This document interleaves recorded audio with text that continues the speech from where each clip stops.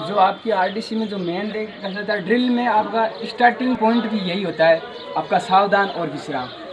आपका आरडीसी में यही देखा जाता है, आपका सावधान विश्राम, आपका जो दाएं बाएं पीछे का जो टर्नआउट देखा जाता है, दाएं मुड़ बाएं मुड़, वो टर्नआउट, सावधान विश्राम और फिर मार्चिंग, ये सभी चीज़ें देखी जाती है।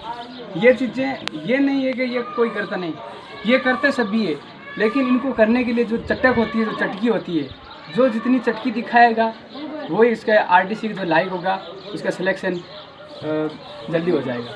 अब मैं आपको बताता हूँ विश्राम की जो पोजीशन है, स्टार्टिंग पॉइंट है सावधान और विश्राम, विश्राम पोजीशन है। तो विश्राम पोजीशन में आप जो कैडेट्स, विश्राम पोजीशन में ये बातें ध्यान रखने की बातें हैं, जो आपकी ये हाथ है इनके बीच ये गैप बिल्कुल नहीं होना चाहिए।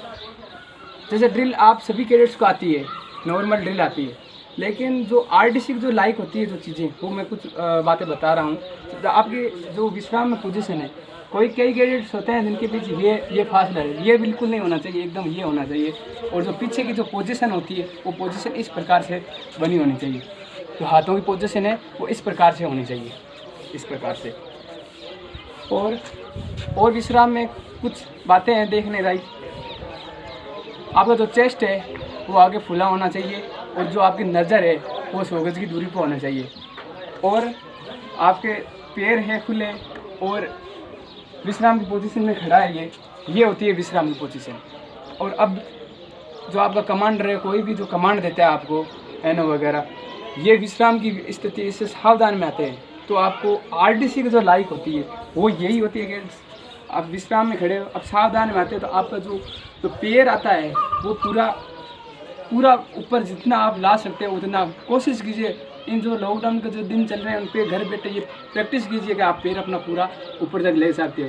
जैसा कि इस पैर को यहाँ तक पूरा लाने की कोशिश कीजिए, और यहाँ तक लाके और नीचे क्या करना है, दबाना है।